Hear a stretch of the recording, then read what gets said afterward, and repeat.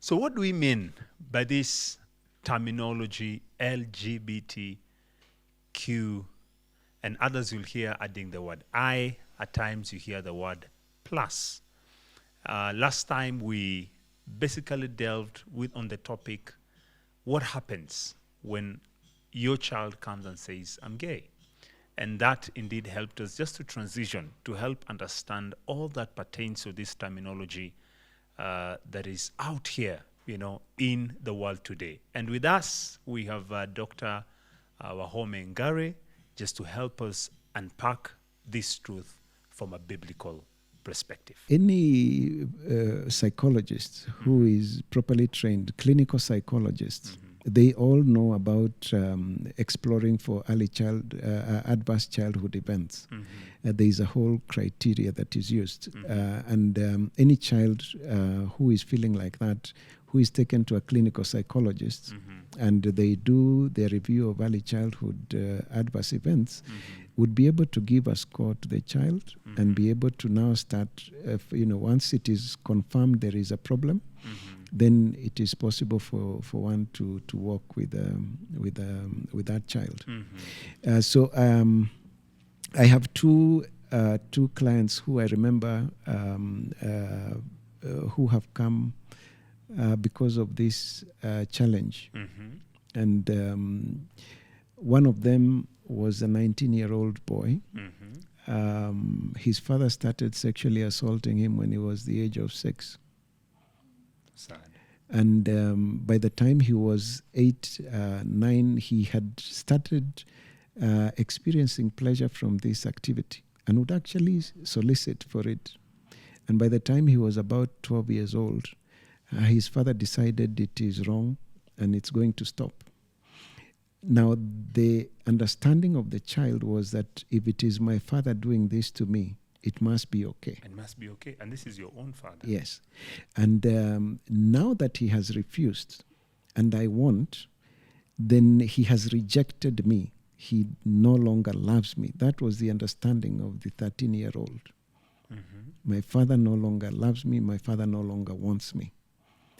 And because of his desire, then he goes to the street and he becomes a male prostitute. And it is not until he passed through some place where there is a rescue center, a Christian rescue center, and entered and had a word with the bishop in that center, who then understood the challenges and sent him over to me. Then we were able to connect him with people who would then be able to help. And he was very resolved that he has many friends who are like that. There is a whole network created where you can get a date, you can get a mate, you go online, and it's Kenyan. It's, you can get somebody to have a one stand out with them and stuff. And he has many friends who are hurting like him, and he would like them to come out of that situation. So when you understand that and you understand the pain this child has gone through over the years, and then only after listening to the bishop does he understand that what his father was doing was wrong, and that he was actually molested as a child, and that's not how it's supposed to be. That child would have otherwise grown believing that this is normal, isn't it? Yeah. Yes. Yeah. The other one was a child who's rejected by the parents. A father tells him, "You're useless. You came, you destroyed my life. We hadn't even planned for you," and is sent to boarding school very early.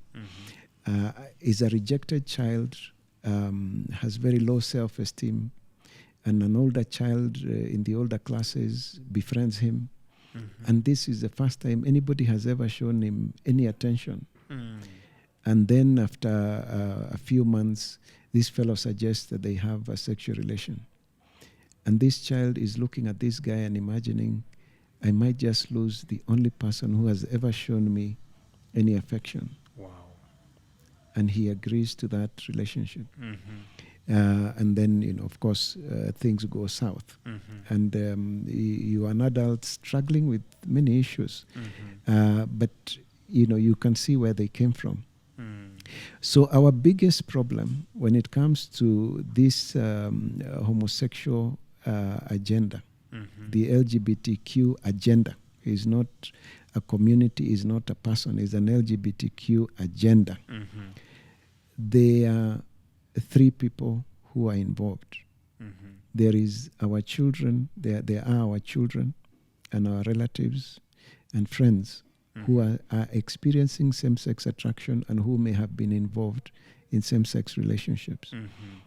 Then there is a group that is funding this activity for whatever their cause, their reason is.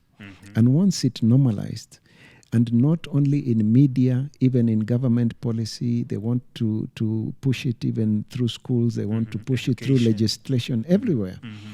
They have their own agenda and they're pushing it. Then in between these two people are people who receive money and actually go out and propagate this agenda. Some of them are not even experiencing same-sex attraction. Some of them are not even rejecting their biological sex. They just want the money, and will do whatever they have been told for the money. Yes, so we must be careful when we are dealing with those three groups. Our children, we treat them with love.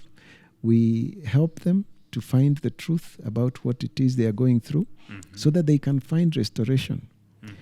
The people who are funding this agenda and the people who are accepting their money to push this agenda, those are enemies, not just of our faith, but enemies of this country, who we must push back against very, very aggressively. Otherwise, they will destroy the family and they will destroy this nation. Well said. Well said, Dr. Ray. And with the term LGBTQ,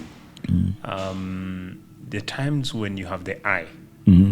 Some people will refer to it as LGBTQI, standing for intersex. What about those people who are born, or the children who are born with both organs? And it's causing a lot of confusion. Even parents are struggling with the same, so they're wondering, so how do you address that? Yes, the intersex are not part of that community. Okay. If you read what LGBTQ is about how I feel attracted, who I feel attracted to, and who I identify as. So whom I'm attracted to. Yes. So and who I identify as. Yes. So when you're talking about gender identity, is who I identify as. All right. When you're talking about sexual orientation, you're talking about who I feel attracted to, romantically and sexually. Okay. If you listen carefully to that definition, which is theirs, is not ours. It is about me and how I feel. Okay. You can't argue with how somebody is feeling. Yes. And if they're the ones who are identifying themselves, yes, you can't argue with that. But that may be inconsistent with reality. Okay. You can't argue with it? Yes. But it is inconsistent with the truth. With the truth. Yes, it is inconsistent with the truth. Now, just quickly, should we bother to know somebody's gender? If you are the one who will identify your gender, and that is why there is LGBTQ+. There are very many, and they are still evolving because it is the person's imagination that gives them what they are.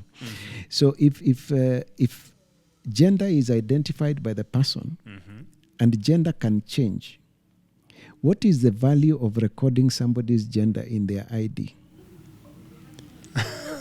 You see, it has no value at all. But it makes sense to register somebody's sex. Yes. That they are male or female. Because, right from birth. Yes, because we would know how to treat that person if they are arrested. We would know which prison to put them in. Yes. We would know who to marry and who not to marry. It is important to know somebody's biological sex, but there is no value whatsoever to know somebody's gender.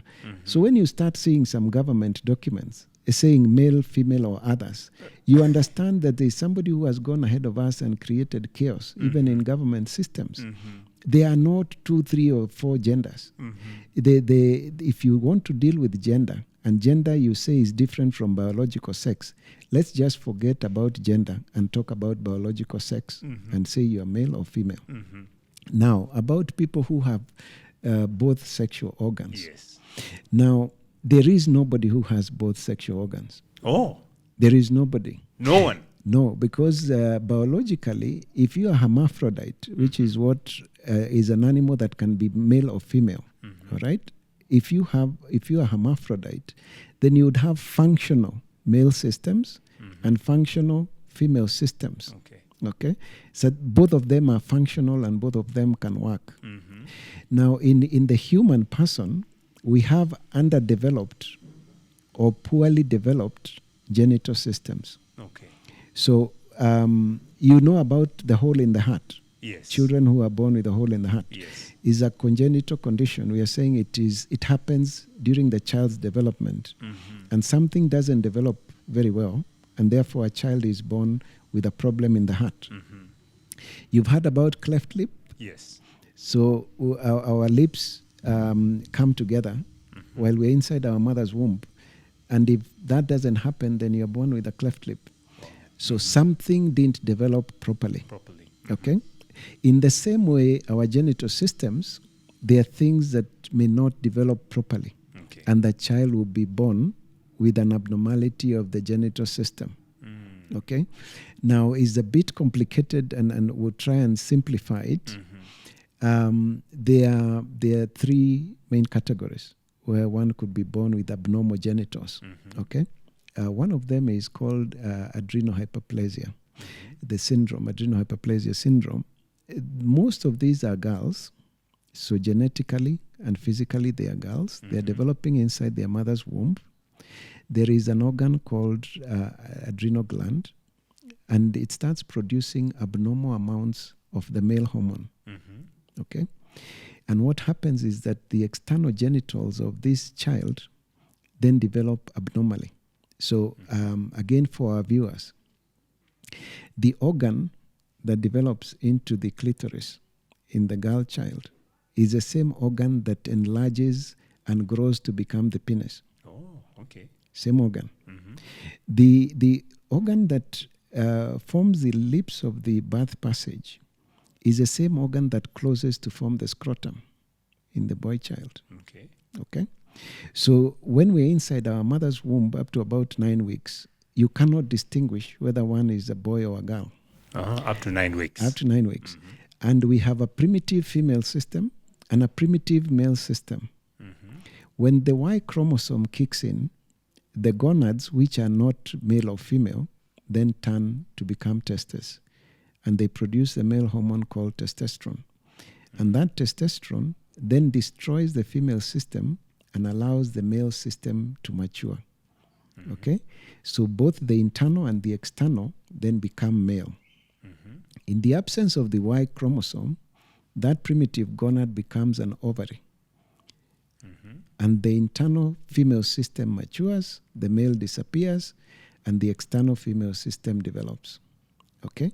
So you need the Y chromosome to turn the gonads into testes, or in its absence to become ovaries. Okay. For the internal and external systems to develop into either male or female. Okay?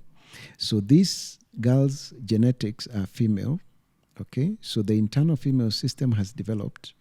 Then the adrenal gland starts producing the male hormone, that is testosterone. So it's coming from a different location. But because it is present in the baby, the clitoris elongates. And that child is born looking like a boy. So he looks like he has a penis. It might look smaller than usual, but it looks like there is a penis. And that child can be brought up as a boy. And then when they inform 2, they start menstruating because they have a uterus and a birth passage. Wow. Are we together? Wow. Now, what they have is not a penis, is an enlarged clitoris. So it has no connection to It's any not a penis. testis. You can't call it a penis. It isn't. It has no connection to any male organs. She has no testis. It's just an elongated clitoris. It can get a little erection, but it will not function as a male organ because it cannot deliver any male seed into a woman. And it will always be much smaller than the adult male organ. Okay. Okay? So that's how that confusion comes. You see, it's a developmental problem. If it is not picked up early, then you lose the chance of treating this person. If it is picked up early, then you remove the abnormal organ that is producing the excess testosterone, and this child can develop as a girl. So that matter can be addressed. Yes, if it is detected early. Yes, can be addressed at an early stage of their life. For you to detect it, then the midwives must understand that any child who is born with what we call ambiguous genitalia. See, when a child is born, we open the legs and we declare this is a boy, this is a girl. It is not us who assign sex. We make a scientific observation. It is the genetics and other things that made this child a boy or a girl. Yes. Now, if you look between the legs and you cannot tell whether this is a boy or a girl, that's called ambiguous genitalia. Such children should be referred to the highest center of care for various tests to be done to determine whether we can know whether they are male or female, including genetic testing, which can be expensive. So these children would be referred to the highest possible care center.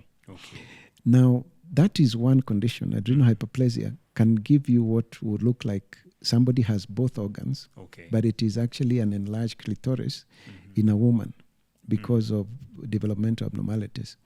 Now, the other one is where the systems fail to respond to hormones. Okay, so it's called testicular failure. So this is a boy child. The genetics are XY. They are boy child, and the testis is formed and produces testosterone, but the body cells refuse to respond to testosterone. So the physical structure by nature will become female. So this child is born looking like a woman. The external genitalia, because of not responding to testosterone, looks like feminine, and they're declared a girl, and they're brought up as a girl. Then they don't get their periods at the age of 14, and when you examine them, you find they actually don't have a uterus. And when you do their genetics, you find they actually were supposed to be boys. Oh, not a girl. And they have testosterone, but the systems have refused to respond to testosterone. That's not another sex. That is developmental failure. You get? Now there is the one now that was called intersex. The proper name is disorder of sex development. So instead of XY or XX, which is what the boy or the girl would look like, you find somebody who has two X's and a Y, or who has two Y's and an X. Is not clear what happened. It could be two sperms maybe fertilized an egg. You know, how this would happen is still out there for speculation. But the thing is that the genetic makeup is abnormal. Sometimes you actually find 4 XXY XY. Wow. You know, so a lot of confusion in the genetic material. Now, when the child is developing, you can find that the gonad, half of it becomes a testis, the other half becomes an ovary. And now things are... The same person. Yes. Things are now all mixed up. And when the internal system sometimes develops male, sometimes develops female, or destroys a female, develops a male, and the external system is now completely confused, those children are born, you look between the legs, you can't tell whether they are male or female. Okay? Now, when we send them to this higher center for testing, they do the genetic makeup, and you still can't tell whether they are male or female. Wow. Even after the test? Yes, because the genetic material is all confused. You do the hormones, again, you can't tell.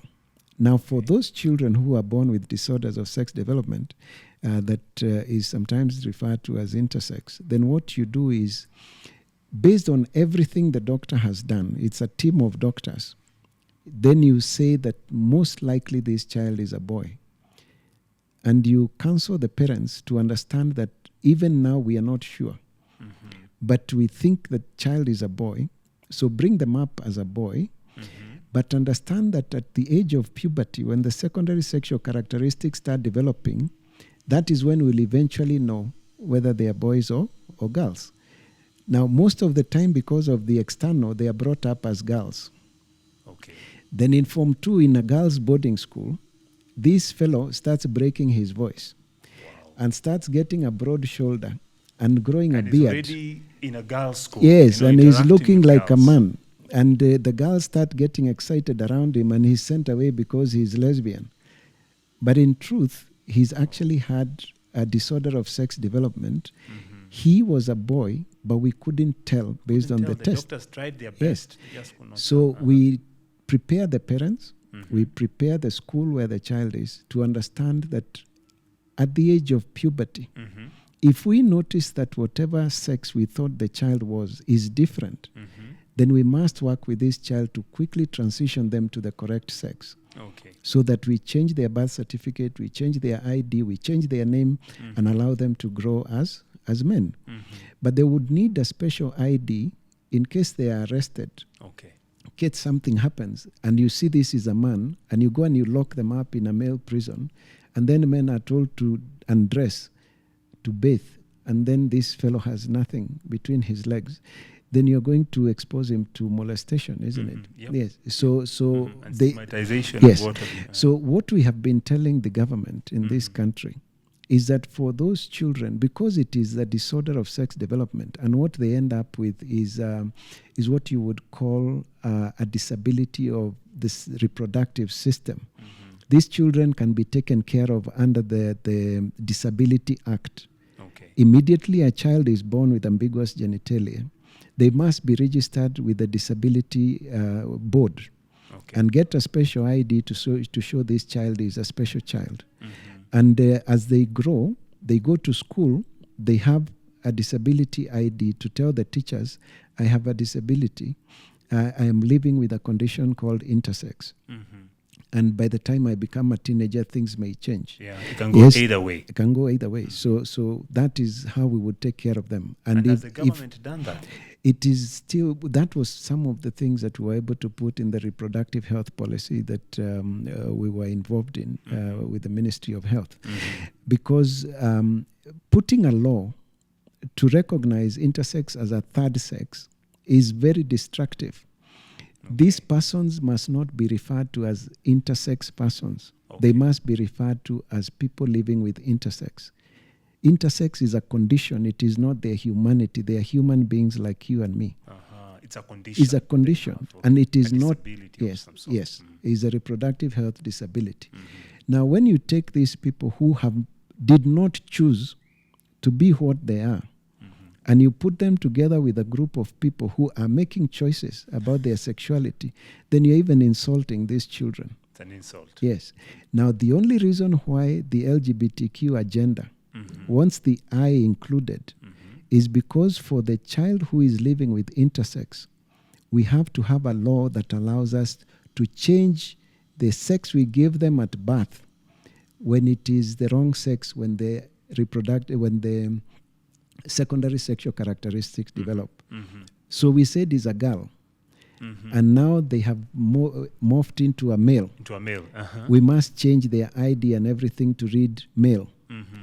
The fact that that child requires that special law then makes those who claim to be men and they are women, and those who claim to be women and they are men, want to use this child to have that law include them. So that once I claim I am a woman, I can also have a chance of changing my ID. Now, that is very, very dangerous. Because remember, if I dress up as a woman and I look like a woman, you can't stop me, isn't it? Yes. And if I attract your son, and your son has been brought up to be a good Christian and is not going to be involved in sexual activity until we get married. And then when we get married is when he'll discover I'm actually a man. You have just misled that child, isn't it? Yeah, you have. So you must never allow people who want to change their sex because they feel it, to change their ID, because that will be the last document we shall look at as parents. True. So you dress like a woman, you look like a woman, you talk like a woman. My son is attracted to you. Go and come with your ID. And we find your Kemani.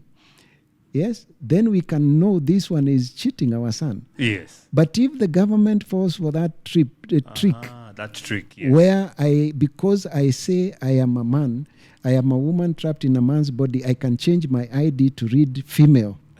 That will be the end of humanity. I totally agree. Yes. So that's why the I is very important for the LGBTQ agenda. Wow. Yes. Wow. And that's, I think that's very good information Yes. to share. Mm. And I like how you put it across that there's a solution. There's Yes. a solution to all this. There is a solution. As we bring this conversation to an end, there's a solution to all this. That just in case you notice some abnormality, you know, a person with that condition, there are avenues to go to, as you've mentioned, go to the highest health care facility, you know, and there are matters that may be beyond, as you mentioned, beyond the doctors. Yes. Just allowing for the secondary sexual, you know, Characteristics. to come forth. And, you know, it even communicates something that we should also be careful not to judge, especially Yes. with that aspect of disability, the reproductive health disability. Yes. We must be careful also as Christians and believers, and be rest assured that there are people who have that disability, and they're amongst us. They're amongst us. We should not stigmatize them, you know, just celebrate them. And the way we handle people with special needs, they Yes. fall in that category. But those ones that are doing it out of choice and, you know, what you call sexual orientation, those who have gone ahead and decided to change their identity based on how they feel, let's communicate the truth. Let's affirm the truth Yes. in love. Let's affirm the truth in love. Yes. And just as you put it across, we have clinical psychologists out here. We have also amazing pastors, you know, in the churches who can be able to walk with you that journey as they especially dig in on what you call the advanced early childhood Adverse childhood events. events. Yes, those events and experiences. We can actually be able to get help. And we pray that the Lord will give you strength. You know, the Lord will give you the wisdom just to be able to address these matters, because they're here with us. And we are so grateful, Dr. Wahome Ngare, for your time and your wisdom. I trust that we will also have this discussion again on many other subjects in the future. But again, we welcome you. If you have a question, if you have a comment, feel free to come in and to be part and parcel of this conversation that you're having right here. And thank you so much for watching and listening in. The Lord bless you.